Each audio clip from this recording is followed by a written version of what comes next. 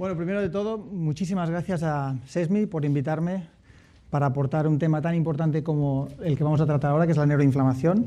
Y es un placer escuchar a mis compañeros.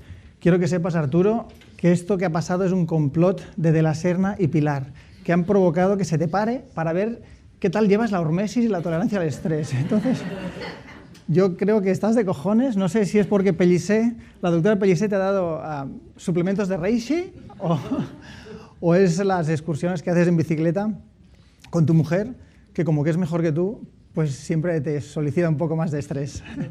Muchas felicidades a todos. Vamos a ver este tema tan importante como la ansiedad y el estrés y los problemas ansioso-depresivos en general y los dolores crónicos están asociados y el motivo por el cual esto puede ocurrir. La bibliografía en la cual me voy a basar es súper reciente.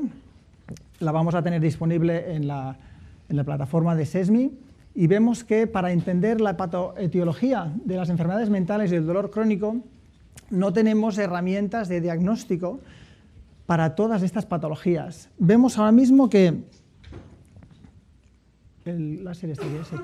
los dolores crónicos, por ejemplo, están consideradas ya una patología psiquiátrica, porque vemos que el sistema inmune, la respuesta inflamatoria, la respuesta resolutoria de la inflamación, factores endocrinos y factores de crecimiento están relacionados, con lo cual solamente desde un enfoque multidisciplinar va a ser posible de tratar estas patologías que antes creíamos que eran crónicas y que todos tenemos a nuestra mano herramientas y tecnología para poder hacer analíticas que antes no teníamos y para poder tomar mejores decisiones dentro de un equipo multidisciplinar, cada uno desde sus competencias sanitarias. Entonces, tenemos que la psico-neuro-inmunoendocrinología es una manera de abordar este tipo de patologías. En este caso, en las patologías como la depresión mayor, vemos que factores de crecimiento, citoquinas y marcadores inflamatorios, marcadores endocrinos, metabólicos y otros están involucrados en el origen o el qué es lo que desencadena estas patologías. En este caso, es un ejemplo de la depresión mayor. Vemos que citoquinas inflamatorias pueden cruzar la barrera hematoencefálica.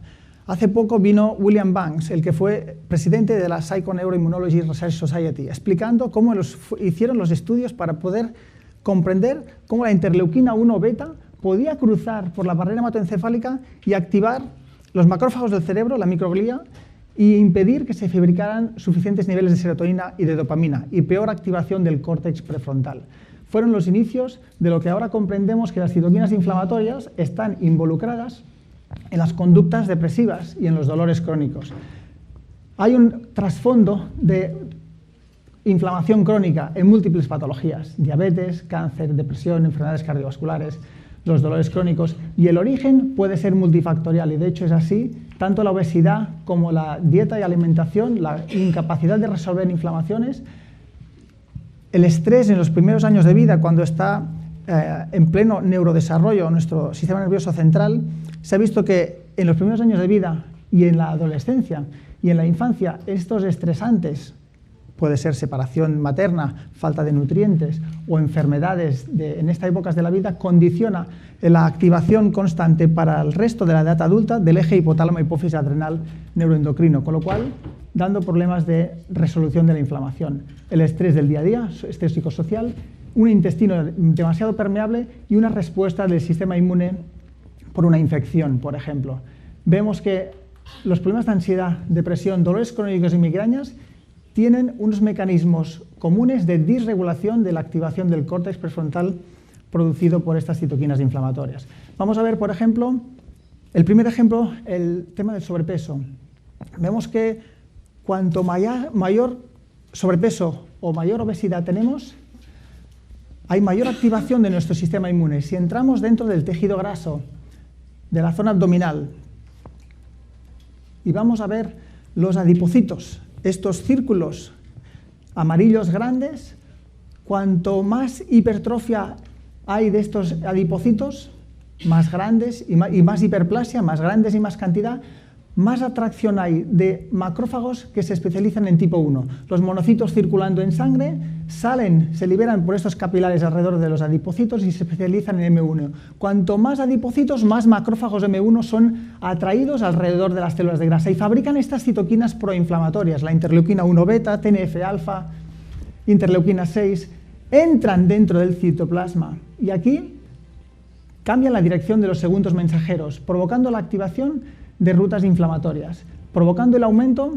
de la fabricación de leptina, condicionando, por lo tanto, en nuestro ADN la activación de transcriptasas que activan, por ejemplo, la fabricación de la aromatasa, la enzima que fabrica estrógenos aquí en el retículo endoplasmático, dentro de las células. Entonces, a más sobrepeso, más citoquinas inflamatorias.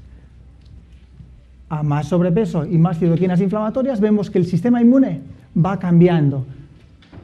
A más elevada está la leptina, por sobrepeso o obesidad, más actividad de los linfocitos Th1, más cantidad de macrófagos de M1. Estamos cocinando en sangre y en el sistema linfático una mayor cantidad de citoquinas inflamatorias que llegarán al cerebro, como veremos después, por diferentes rutas. El estrés es otro factor importante. El estrés crónico mantenido en el tiempo y la activación, por lo tanto, del eje hipotálamo-hipófisis adrenal, que puede estar desencadenado por experiencias traumáticas en los primeros años de vida o en la adolescencia, por citoquinas inflamatorias que ellas mismas, cuando llegan al cerebro, activan el eje hipotálamo-hipófisis adrenal, o bien por el exceso de estrógenos. La hormona sexual femenina, los estrógenos, también activa el eje hipotálamo-hipófisis adrenal. Entonces, una infección que aumenta las citoquinas inflamatorias, el sobrepeso, experiencias pasadas, el estrés del día a día, los estrógenos, todo esto puede generar el inicio de la activación del eje neuroendocrino, hipotálamo-hipófisis adrenal, con lo cual va a dar que tengas niveles excesivamente altos de cortisol y después resistencia a los receptores del cortisol y menor capacidad de resolver las inflamaciones. Entonces vemos que después este mismo cortisol es el que desequilibra la microbiota intestinal y que aumenta la permeabilidad intestinal. Y esto es lo que decimos que es primero el huevo o la gallina, cuando aumenta la permeabilidad intestinal y se colan tóxicos del intestino que activan el sistema inmune y aumentan las citoquinas inflamatorias, pues vuelve a activar este eje. Vemos que el estrés va a provocar depresión por un aumento de citoquinas inflamatorias en el intestino, que causa disbiosis intestinal. Se ha visto que intervenciones que mejoren la disbiosis intestinal reducen las citoquinas inflamatorias y la consecuente activación del eje de estrés. También se ha visto que la gente que padece depresión tiene niveles bajos de linfocitos T4 reguladores. Cuando hay bajos niveles de T reguladores, se ha visto que la intervención de aumentar los linfocitos Treg junto con aumentar los niveles de vitamina D, que es algo que concomitantemente viene con estas patologías, ayuda a frenar la activación de la ruta de las quinureninas, que es una ruta que nos deja con niveles crónicamente bajos de serotonina. Ahora lo veremos. Por lo tanto, el estrés altera desde la relación, lo que llamamos el primer cerebro y el segundo cerebro, es capaz el estrés crónico de provocar disbiosis y aumento de la permeabilidad intestinal.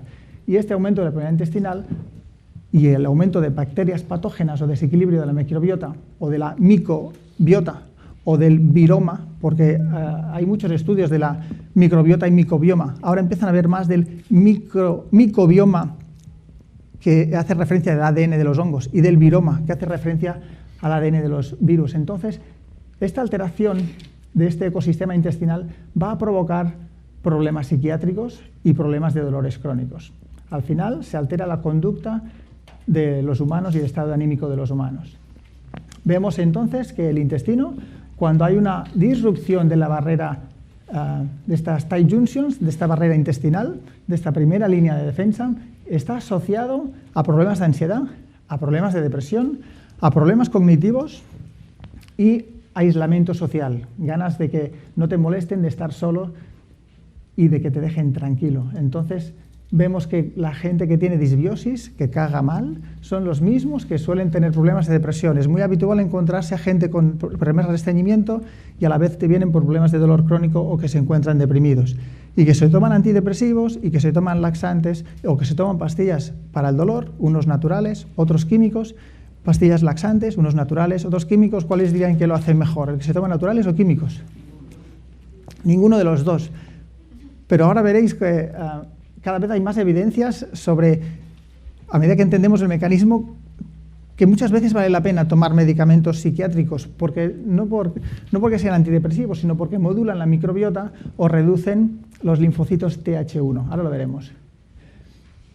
Es curioso observar cómo las uniones estrechas, las tight junctions del intestino, tienen las mismas proteínas de unión que la barrera hematoencefálica del cerebro. Las claudinas, las ocludinas, las proteínas YAM y las caderinas.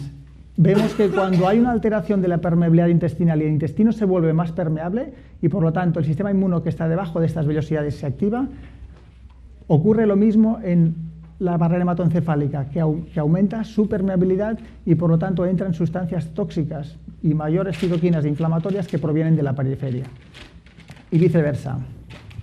Cuando hay alguien que tiene un traumatismo craneoencefálico por un accidente y aumenta la inflamación del cerebro, también se han visto niveles elevados en sangre de la zonulina por un aumento de la permeabilidad intestinal. Entonces, esta relación es recíproca.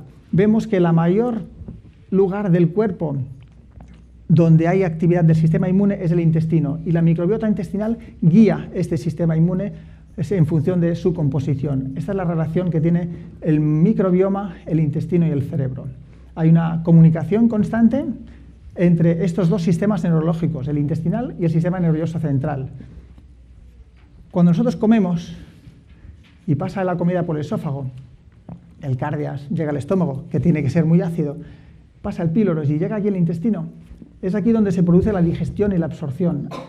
Aquí es donde está, a medida que vayamos bajando y hay menos oxígeno y cada vez hay más hay más bacterias, hay más diversidad bacteriana y por lo tanto mayor actividad metabólica. Si aquí en el intestino tenemos un equilibrio de nuestra microbiota intestinal y una buena diversidad bacteriana y una buena diversidad del microbioma también, de las levaduras y los hongos, y un equilibrio del viroma que no altere la microbiota intestinal, esto va a producir efectos saludables en nuestro sistema nervioso central, especialmente si se fabrican suficientes niveles de butirato y tiene suficientes niveles de bacterias como el Praunizzi, que es una bacteria que se ha visto constantemente reducida en patologías de pacientes psiquiátricos. En cambio, cuando hay una alteración de la microbiota y pérdida de diversidad bacteriano-fúngica, se perderá la cantidad de ácidos grasos de cadena corta que se fabrican, perdiendo la protección de la mucosa, aumentando la permeabilidad intestinal y provocando patologías psiquiátricas. Si vemos más de cerca estas vellosidades intestinales, vemos que en esta capa mucosa es donde están, y justo por arriba, todos estos microorganismos del intestino. Las células deberían de estar así juntitas, siendo una permeabilidad muy selectiva, igual que la barrera hematoencefálica. ¿Qué nos encontramos? Que si hay diversidad bacteriana, vamos a encontrarnos que si hay una buena diversidad bacteriana y fúngica, las personas tienen muchísima mejor resiliencia, mejor tolerancia al estrés. Vemos que cuanto mayor resiliencia, mayor riqueza de diferentes especies bacterianas, menores niveles de citoquinas inflamatorias y mejor resiliencia, mejor tolerancia al estrés. Una dieta rica en vegetales y en fibra soluble y en almidón resistente hará que en el colon se fabrique mayores cantidades de ácidos grasos de cadena corta, como el butirato, acetato y apropionato. Todos ellos pueden filtrarse por las tight junctions, porque son reconocidas por los macrófagos de las células presentadoras de antígenos. Aquí tenemos como un macrófago y una célula presentadora de antígeno ha cogido una molécula de butirato y le dice al linfocito T, mira que me he encontrado el butirato, y el linfocito T, que lo reconoce, va a especializarse en linfocitos T reguladores. A mayores niveles de butirato, mayores niveles de linfocitos T reguladores. Entonces, estos linfocitos T reguladores van a aumentar la síntesis de citoquinas como la interleuquina 10. Esto es lo que se cocina y es el ambiente que circula en nuestro sistema inmune en sangre y que a través del nervio vago también llegan hasta el cerebro e inducen la mejor fabricación de serotonina. Sin embargo, y esto es lo que hace que estemos de mejor humor. Sin embargo, cuando perdemos diversidad bacteriana, como vemos aquí, que ya no hay tantos microorganismos sanos, y se pierde la primera línea de defensa, y hay una mayor entrada, aquí vemos cómo antes el cerebro tenía una permeabilidad selectiva y no entraban demasiadas sustancias inflamatorias. En cambio, cuando hay una Western diet y uno toma antibióticos, anticonceptivos o medicamentos psiquiátricos o medicamentos para problemas cardiovasculares, se ha visto que esto altera la microbiota intestinal y que puede provocar disbiosis y, por lo tanto, aumento de la permeabilidad intestinal e inflamación de la capa mucosa. Ahora los macrófagos ya no reconocen solamente el butirato y las bacterias sanas, sino que reconocen muchos otros patógenos las citoquinas que se fabrican serán la interleuquina 6, la 12, la 23. Esto viene en función de lo que se ha reconocido en la luz intestinal. Cuanto más inflamación hay en el intestino, más tumor necrosis factor alfa, más interferón GABA, más interleuquina 17. Esto hace que la barrera hematoencefálica sea más permeable y que aumente la entrada de interleuquina 6 y de leucocitos por las vías humorales al sistema nervioso central, activando la microglía. Entonces vemos que el sistema inmune, en función de qué presencia de microorganismos tienes en el intestino, va a especializarse en TH1 cuando hay patógenos intracelulares, como los virus y las bacterias intracelulares, o TH2 cuando hay parásitos o hongos o bacterias extracelulares, o TH17. Así vemos que, por ejemplo, la cándida hará, si tienes sobrecrecimiento de cándida aquí, que tengas más actividad TH1, TH17. Y si tienes parásitos helmínticos, TH2. Y si tienes protozoos, TH1. Entonces, al final, todos tenemos lo que nos merecemos en función de cómo tienes el intestino. Sí, no pasa nada y todo se arregla y todo se puede empeorar.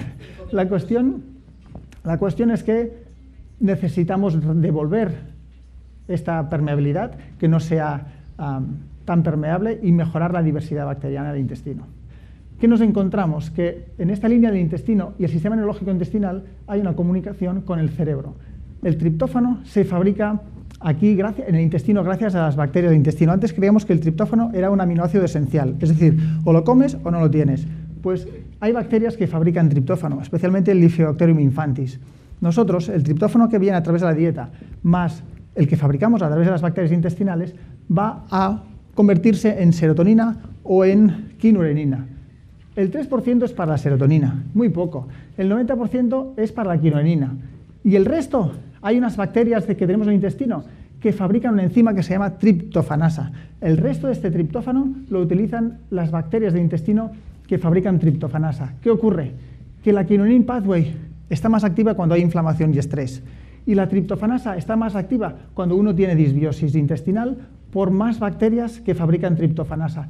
Estudios recientes ahora nos permiten identificar, a través del estudio del 16S-RNA, estas técnicas nuevas de biología molecular, no estudiar la microbiota al microscopio como antes, con los cultivos, sino con estudios informáticos que nos permiten ver el microbioma como está.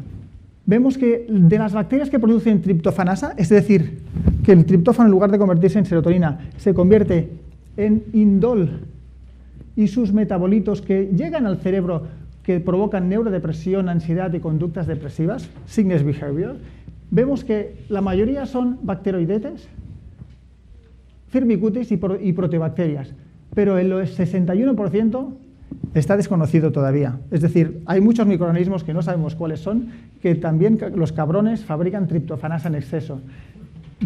Si quitamos los 61% de desconocidos, los que conocemos son bacteroidetes, firmicutes y proteobacterias. Estas tres fabrican triptofanasa, origen de falta crónica de serotonina, si la disbiosis es crónica. Por lo tanto, las patologías relacionadas con falta de serotonina, como los dolores crónicos, como la fibromialgia o los problemas ansiosos depresivos, muchas veces está detrás de una disbiosis.